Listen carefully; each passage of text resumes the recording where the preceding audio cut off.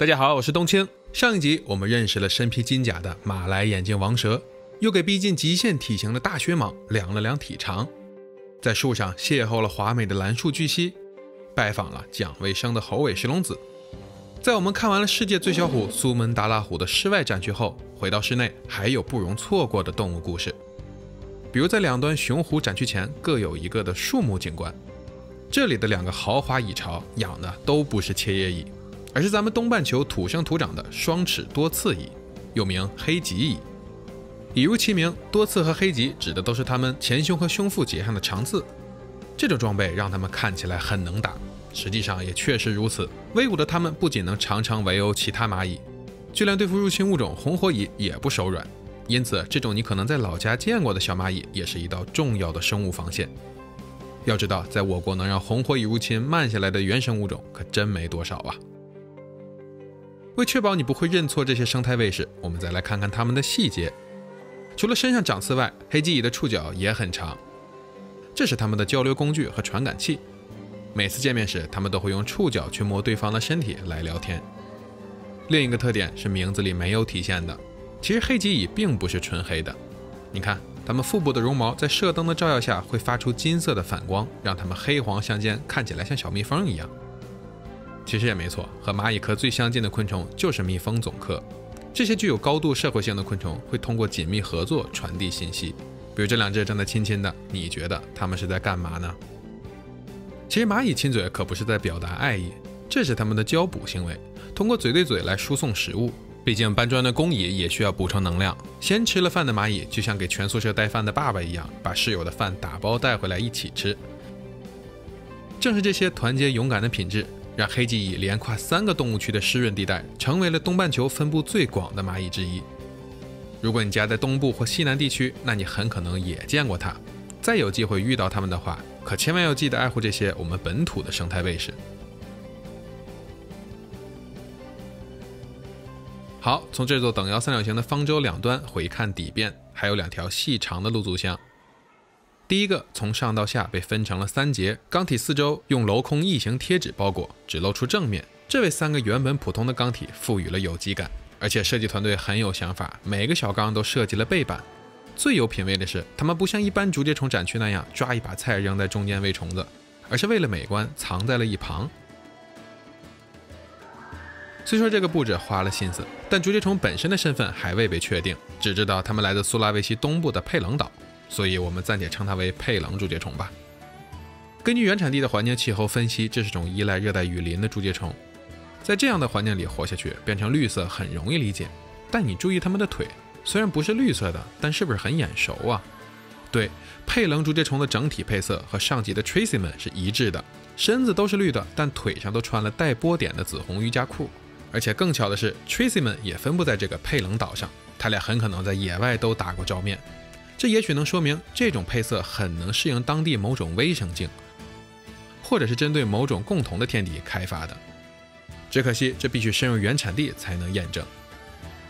如果说放在这里的竹节虫是留给游客的思考题，那它下面养的物种可以说是交给大家的答卷了。在这个并不大的环境里种植了很亚洲的菖蒲，这是为了给里面的主角营造一个茂密的岸边环境，方便胆小的他们可以随时躲进去。你看，就是它，布氏闭壳龟的幼体。第2集的那只成体龟就是它的家长，但是布氏眼里一般容不下同类，所以家长和孩子都是单养的。现在的它刚刚2个月大，也是东柏林动物园的首次繁育成果。你看这个育雏的环境并不算大，水位只有5厘米左右，底下还有很多石块，可以让小龟随时浮出水面并进入草丛。德国早在98年就成功繁育了布氏，同行们快速复制并积累经验，用了不到10年的时间就实现了稳定繁育。这些都是源自于上百年的文献积累和爱好者习惯性的科学总结。在那个丰容学还未普及到2爬的时代，德国专家就已经用大量的首次繁育验证了丰容的力量。继续往下是同样来自亚洲的几位物种，不过它们和布氏的情况不同，圈养成果要好得多。它们就是蓝宝石华丽雨林捕鸟蛛。虽然号称最美捕鸟蛛之一，但这个头衔并不会让它们改变习性，白天能看到它们外出伸个腿已实属不易。这个只能等有机会再给大家看它们绚丽的颜色了。在这3个缸的背面是雨林天堂的门厅，在入口处还设立了个2米的高箱。但这里不仅植物茂密，里面的主角也不常出来，所以常常被人直接跳过。难道真的在白天见不到他们吗？1月份是南太平洋小岛的雨季，在这个季节几乎每天都会出现热带阵雨，阳光则时不时的在暴雨的间隙里捅破潮湿的空气，带来温暖。这时有些树栖的小家伙就会跑出来取暖觅食。它就是新卡里多尼亚特有的大型壁虎之一——魔物守宫。它们体型硕大，但相貌低调，苔藓色的花纹让它们得以安心地生活在暴露于空中的树上。要知道，树栖也是分上中下层的，一般中层是各方面条件最好的，住的都是一棵树上的阿尔法物种，而顶部光热压力大，底部天敌压力大，这2个地方住的就需要命硬一点了。而魔物在野外正是栖息在6到10米高的树上，和巨人的生态位是一致的。在雨林中层有阳光但不晒，有食物，天敌还进不来，是条件最好的一节。就像上集提到的黄环蛤介，这些典型的树栖物种在舒适的环境下都会在白天出没，展现它们原有的自然行为。这说明它们并不是见光死，被分配到福格森区里都是有原因的。够大的环境不只多了活动区域，更能营造一个有温湿度和光照梯度的空间，给它们更多选择，提高容错率。它们从来不会嫌环境太大，更多的情况是因为饲主来不及学习就草率入手，导致无从下手而出错。但养动物从来都不是什么要紧的事儿，那到底是什么催着你买完了才开始研究呢？好，咱接下来要去这座方舟的核心区域雨林天堂了。你能在这个1100平米的大型温室内见识到世界各地的知名热带植物，还有众多来自亚洲和澳洲热带地区的飞鸟，徜徉在高达16米的广阔天地中。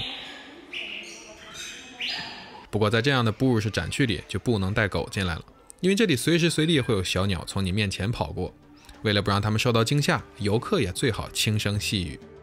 比如这是只匆匆跑过像小鸡一样的鸟，其实它是菲律宾特有的第7鸽子，叫做巴氏鸡鸠。因为胸前的红斑像是被刀捅了一样，所以我们还可以叫它们扎心老哥。这不是开玩笑啊，它们的欧美俗名和这意思差不多。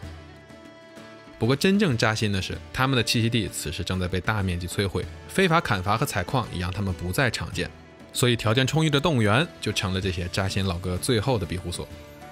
这其中贡献最突出的就是法兰克福动物园，所以各位请记得关注身临其境系列，后续我们会在那里详细了解它们的一生。为了在细密的灌丛和竹林间穿梭，很多地栖鸟类的体型就不能太大，比如这只迎面走来的就是有最美鹌鹑之称的冠鹧鸪。它们比最常见的鹌鹑大不了多少，同样也是丛林中的弱势群体，想要在野外见到生性敏感的它们是非常困难的，只有等它们适应了游客的存在，我们才能见到这种神秘的小鹌鹑。对于冠鹧鸪来说，长得炫不如长得酷，所以它们的雄性并不花哨，但却留了红棕色的朋克头。而雌鸟的颜色则更加多彩，靠一身的绿长也能更好地保护自己。不过要说在伪装和炫耀中找到了平衡的，就不得不提到整个热带大厅最神出鬼没的鸟类。它们通体黑色为底，加上晨昏出没的习性，让它们极难被发现。但是如果你能和它们相遇，必定会为它们的华美所折服。这个身披红彩靛蓝，又和海胆头伊藤同款发型的，就是菲律宾特有的巴拉望孔雀雉。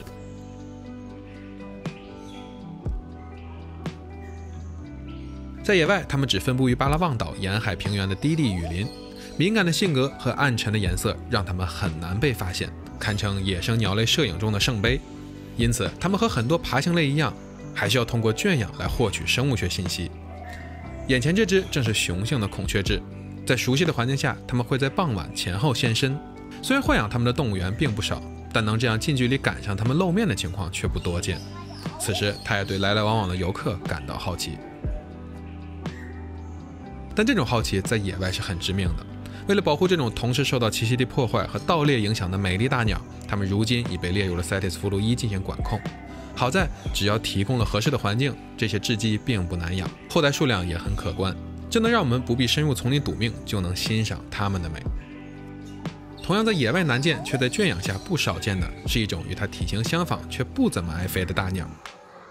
19世纪著名的动物学家怀莱士曾说道，它们会在新几内亚的森林小路上奔跑，并以掉落的果实为食，只有在受到惊吓时才会飞上旁边树上的一根矮树枝。那看它们的面相，你觉得它是雉鸡、鸽子还是雀鸟呢？是的，你可能很难想象这种大鸟居然是鸽子，它就是原产于新几内亚的斯氏凤冠鸠。它们身披浓密的灰蓝色羽毛，胸前裹着面紫红色领巾，最大的特点就是它们华丽的羽冠，和这一身高级灰搭配在一起，用雍容华贵来形容再合适不过了。另外，大家猜一下，这只华丽的鸽子是公是母呢？如果是雉鸡啊，长得这么华丽的肯定是雄鸟，而很多鸽子几乎没有雌雄二态，所以单看面相我也分不出公母，这也是它们间的一大差异。那在这温室大厅转了这么久，怎么都是走地鸡呢？确实，单飞的一般在2楼才能看见，想在1楼见到它们，只能来补给点蹲守。你看，很多鸟还是怕人，但又为了能让人看到，所以喂食区设置在了玻璃前。时间长了以后，它们就知道外面的人是过不来的，这样才会下来当面取食。比如平时只露面但不能靠近的凤冠鸠也会过来找吃的。和常见的鸽子一样，它们的主食也是谷物，再混合一些菜叶蔬果，会让它们吃得更开心。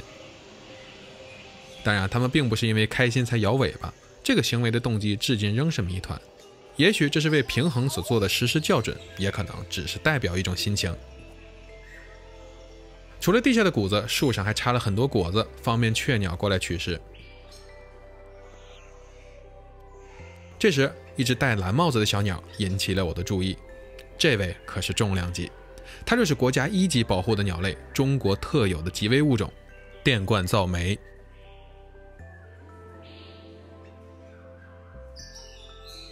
这种分布狭窄的小鸟，祖籍就在江西婺源。有婺源的观众吗？可以弹幕报个到。不过这只可能没被家长教过，长这么大了还不会磨喙，导致上喙长出一大截。其实正常的鸟嘴是和下喙一样长的，只不过在这大厅里想要抓它们出来修理，可就太难了。不过好在目前不影响进食，就先放任观察吧。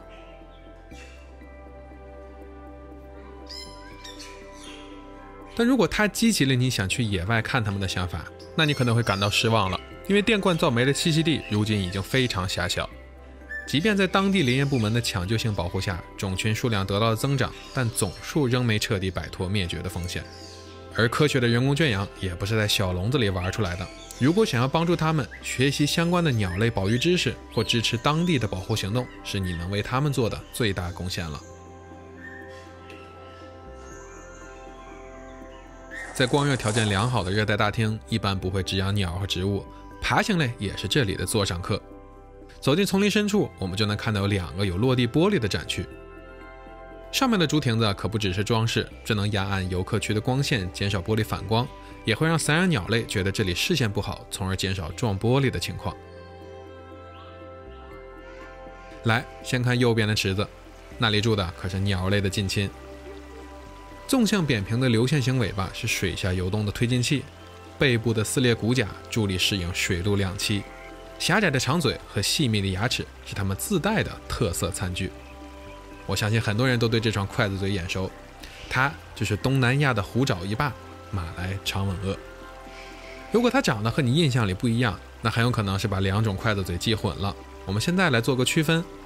另一种长嘴鳄鱼也在柏林，它就是小幅的加长版恒河鳄。你看，它们的嘴不仅更细长，牙更多，身体颜色也非常暗淡，看不出什么花纹，而且四肢细小，并不是很擅长陆地活动。而马来长吻鳄的嘴要更短更宽厚，体表更加花哨，至少能看出来斑纹。这个特点不管是年龄小的还是20多岁的都有，即使步入中年长成了虎爪巨龙，也会保持这个特点。但也正是成年后的它们，有着鳄鱼界名列前茅的体型，再加上20年左右的漫长性成熟期，筛掉了很多场地有限的欧洲保育机构，所以马来鳄的保育就要看地广人稀、光热良好的美国西南了。像眼前这几条少年，都是来自于大洋彼岸的保育机构，刚来的时候，它们还稚气未脱，体态纤细。经过3年多的精心呵护，它们已经有了大鳄鱼的样子，愿意在人前平静地晒太阳。让我们得以近距离欣赏这个有2亿年演化史的自然杰作。同样需要宽广空间才能繁育的，住在马来鳄对面的池子里。这些正叠叠乐晒背的，就是来自于印尼和马来沿海红树林地区的咸水潮龟，或者说西瓜龟，你可能会更加耳熟。只不过这2只是雌性，并没有雄性经典的黄绿色背甲和西瓜头，但它们当地的俗名却是从雌性身上来的。在印尼婆罗洲的入海口地区，当地人称它们为吞筒，这是因为它们上岸产卵时，卵生出来的时候会发出吞的一声，掉落在沙壳里则是通，2个声音结合在一起，就成了它们的名字。可想而知，当年这些巨龟在海岸附近产卵时有多么的壮观。但如今，这个声音很难在野外听到了。由于过去的监管不当，它们生活的红树林地区遭遇了严重的非法砍伐，而生长在其中的海桑果实是它们重要的食物来源。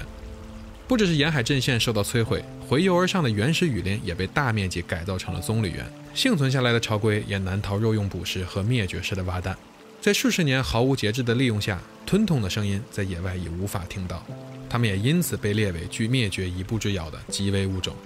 但同样是极危，它们和前面的布氏闭壳还不一样。至少布氏的长期圈养环境是能在室内实现的，而巨大的潮龟需要很大的池塘和沙滩才能正常产卵，两者的保育成本差异极大。这种繁殖条件很像猪鼻龟和黄头侧颈，可以说只要没到灭绝那一步，很难为它们拨款筹建大型繁育地。所以西瓜龟在欧洲的保育进展也不算突出，想要再次听到这种震撼的产卵声音，除了保护原产地外，那就要看热带和亚热带各国沿海的保育机构了。好，还在看的弹幕集合，看完了马来鳄和西瓜龟，我们继续深入，看看这吵闹的背景音是从哪里传出来的。在一个单独被围起来的区域里，有只大青椒正在暗中观察。它就是原产于印尼摩鹿加群岛的华贵折中鹦鹉。那这个绿的叫折中，旁边这个紫红色的呢？其实它也是折中。这一红一绿的2只鹦鹉是一对儿，并不是2个物种。那么大家弹幕猜一下，红色这只是公是母呢？其实这个在很多人眼里更华丽的红鸟是雌性，而这只大青椒才是雄性。这种差异极大的两性异形，过去也曾困扰过分类学家很久。因此，这种混搭的组合就成了它们名字的灵感来源。它们的拉丁属名本意是折中主义和多元的，只不过在汉语里和代表中庸的折中同音，但其实它们长得可一点也不折中。那它们雌雄差异为何这么大？这和它们的行为有关。因为在野外，适合雌鸟筑巢的树洞资源紧张，雌性在1年中的绝大多数时间都得守在洞穴里等待雄性投喂。这种紫红色能让它们平时藏在洞里，露头时又会很醒目。而公鸟需要在林中往返觅食，更需要绿色来保护自己。可能正是这种分工协作，才给了它们如此不同的装扮。不过也正是因为需要看家，让家庭主妇们的领地性极强，所以这里才单独给他们做了个场地，免得他出去抢别的鸟窝。那其他鸟都把自己的巢建在什么地方呢？为了远离天敌，很多鸟都会在树的中上层筑巢产卵。现在咱们去上楼看看。来到2楼就等于抵达了树冠层，郁郁葱葱的热带雨林尽收眼底，与野外的界限也只有一层玻璃穹顶。等等，这养了这么多鸟类，为什么这些玻璃不贴上防鸟状的贴纸呢？其实鸟类也没有那么傻，一般单片玻璃在 1.5 平以内，且周围有明显的边框，它们就能识别并避开。而这种结构又非常贴合传统玻璃露足箱的造型，两者结合就成了现在的效果。在2楼你可以看清很多在1楼只闻其声的小鸟。我们现在要认识的第一种，就是这个在树丛间飞来飞去、精力旺盛的小东西。它就是有中华玄凤之称的红耳杯。这种长了高冠、有红脸蛋的小鸟，从我国华南和西南一直向南分布到澳洲，因此也获得了很多俗名。是高冠鸟还是黑头公，请把你熟悉的称呼打在公屏上。没错，它们在野外并不罕见，并且对人类环境的接受度很高，也就适应了在这里筑巢和繁殖。等你亲自来参观的时候，头顶上方掠过的黑影大概率会是它们的后代。但长了头冠的雀鸟不只有红耳杯，这里还有一种珍稀鸟类需要你认识。在秋天的中午前后，太阳高照时，你可以在顶棚的横梁上发现一种不同寻常的白鸟。这种身披婚纱的珍稀鸟类，就是蜜月圣地巴厘岛的特有物种——巴黎之星长冠八哥。是的，巴厘岛全岛也就和上海差不多大，这种鸟还只分布在西北部那一点点的保护区里，所以它们的数量可想而知的少。即便开展了多年的保育野放工作，野外数量可能仍不足100只。作为少数亲自深入过这个保护区的中国人，我可以证明，即便你去了这片丛林，也是大概率见不到它们真身的。在过去几十年的民禽贸易里，这种惊艳的白鸟成了非法捕猎的头号目标，但猎奇的心理往往无法提供合适的环境，导致囚禁在狭小笼子里的它们大多都没有留下后代。于是，一些机构从上世纪对其展开抢救性保育。经过30多年的积累，现在想在这些动物园里见它们一面，已经远比去原产地更容易实现了。前有身披白纱的长冠八哥，后有身着一袭黑袍的小魔仙。当这片横梁腾出空位时，你还可以找到一种像小乌鸦一样的和平鸟。它们广泛分布在印度、马来地区，我国云南也有记录。不过正是因为这低调的配色，让它们在茂密的丛林里很难被发现。这种保护也是它们能平安地扩散大半个东南亚的护身符。那左侧的横梁上是雀鸟的地盘，右边有什么不一样呢？沿着丛林的轨迹向上寻找，我们又能发现一群飞行动物的领地，只不过它们并不是鸟类。看到这些悬挂的黑茧了吗？在19世纪中叶，他们第一次入驻柏林时，以报道科学新闻著称的《柏林报》曾说他们是会猎杀夜行动物的吸血鬼。那事实果真如此吗？只看他们白天蒙着头呼呼大睡的样子，很难想象他们能有多残暴。唯一一只清醒的还在清理自己的翅膀。好吧，我们可能无缘目睹这些世界最大蝙蝠的真容，但我可以带你去看看他们的亲戚。在距离东柏林动物园600多公里外的斯图加特威廉马动物园，有一群早已对游客脱敏的马来大护肤起得比较早。这个时间是我们的黄昏，而对他们来说已是清晨。那早上起来第一件事是什么呢？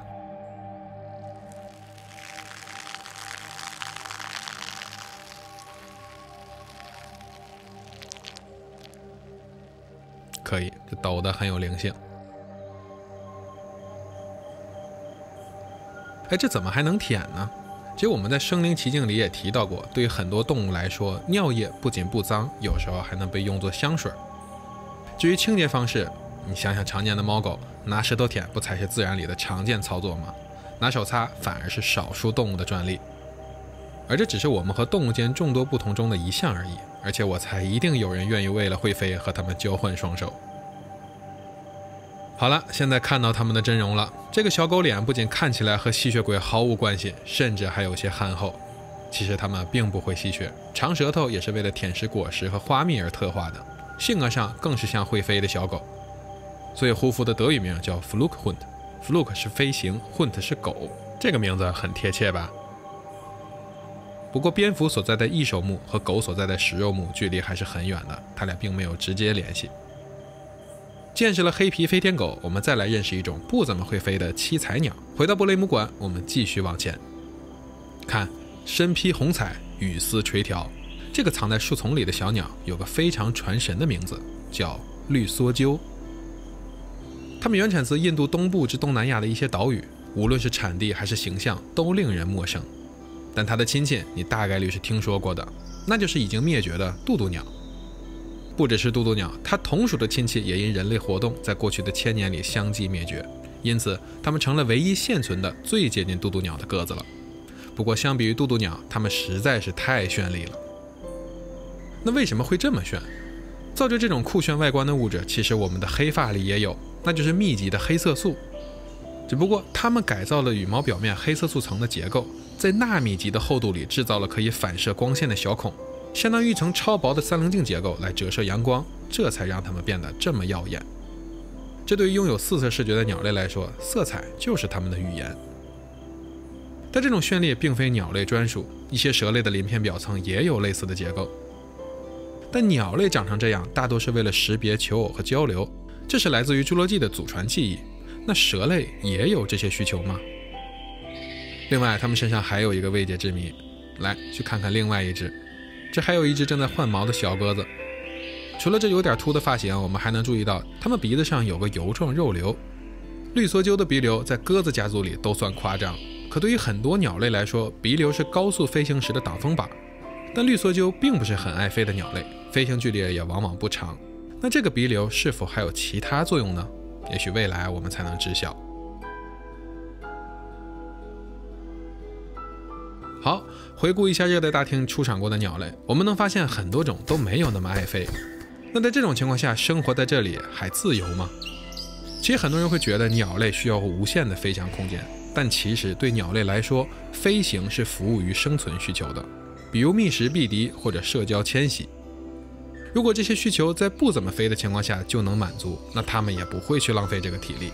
这就是一些鸟类的飞行能力越来越退化的原因。虽然这双翅膀能让鸟类比其他同体型陆生动物活动范围更大、更立体，但满足它们浮力条件的空间尺寸依然是可以计算出来的。从雨林天堂出来的门厅也有一个历史高墙，常被人忽略。这里的主角比魔物手工露面次数还少，但这并不意味着他们白天不会出来。在气温稍暖的下午，你可以在绿色的植物上尝试寻找它们。是的，它们在这里还是很显眼的。这个在树上睡觉的就是婆罗洲耳蛙。它们的名字来源也是它们身上最大的谜团。相比于其他光滑的树蛙，它们的耳朵上方有个凸起的脊，这让它们看起来有一对招风耳。但这对脊的用途至今仍不明朗，难道这真的是用来辅助听力的工具吗？还是用作拟态的一部分呢？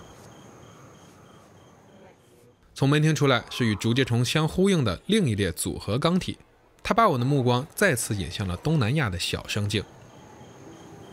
第一个出场的是越南游猿。这个家族因为背部的立体感，在海外又被叫做鳄鱼猿，但因为迁徙能力较差，导致分布面积都很有限。像它们的分布地只有广西和越南交界处2万平方公里内的低地长绿林，在这些硬木和竹子灌木混合的区域里，树影下的泥潭就成了它们的繁殖地。在季风雨的刺激下，雌雄会先后来到产卵地，经过几夜的缠绵，它们就会在这里生儿育女。没错，这些跳来跳去的水藻就是它们孩子的食物。我也很幸运地为你拍到了这种珍稀蝾螈的人工后代。即使相隔千里，圈养下的越南游猿依然和野生个体有相似的繁殖节律。在盛夏里出生的小蝾螈会在水坑里觅食发育，带着外鳃一直生活到深秋，直到它们长得像小孩的父母一样，才会爬向陆地，向山里走去。在你看到这期视频时，这些小蝾螈已经都奔赴到了新的动物园，继续代表着他们的野生同伴，为游客讲述季风林里的故事。提前剧透一下，今年我还会带你去世界上第一个繁殖它们的动物园后台，看看它们尚未出生的样子。在越南游园的下面罕见地布置了一个小水族箱，这里放了不少多孔的火山岩，还种了不少椒草，布置了一个典型的碱性水域。在富含矿物的水体中缓慢爬行的是种来自于苏拉维西的兔螺，长长的螺壳让它们看起来像海里的螺丝，但其实它们是淡水螺。它们遍布玳瑁老家的淡水湖，像是群移动的吃藻药丸。不过我是看不出来它们哪儿像兔子，反而觉得它们更像大象。你看它们的2根长触角像不像象牙？带横纹的头又很像象鼻子或者象腿。不止我这么想，德国人就叫它们象足螺。看完了水坑和湖泊里的动物，我们再去溪流看看。最下层就布置了一个有活水冲刷的环境，这里植被茂密，水体含氧量高，是很多蛙类的理想栖息地。在我国山区这种微生境并不少见。但这个看似普通的小蛤蟆出身并不简单，它就是云贵川中高海拔地区的特有物种大埔灵蟾。不过作为灵蟾属最大的物种，它们反而比自己的小亲戚们更加害羞，露面时间远没有身临其境的多彩灵蟾长。但除了原产地外，世界上只有3个动物园能见到它们，我去了其中的2个，只可惜这只是最赏脸的。好，东柏林动物园布雷姆馆的最后一个动物以中国特有物种来收尾，这也预示着新的开始。在过去1年没有更新的日子里，我们背着各位重金自费登上高原，潜入树林，一路拍摄一路实验，为你准备了一系列特有物种们的宝贵画面。2024龙年春节，冬青动物志值得你的期待。我为这一天准备了200天。等等，柏林之声还没结束。老规矩，本集点赞过万，你将解锁第1季的幕后花絮。我会和你讲讲前4集背后的故事，也会带你了解这座方舟的建设历史。下集的内容可都是你来现场也看不到的。我是冬青，我相信我们很快就会再见。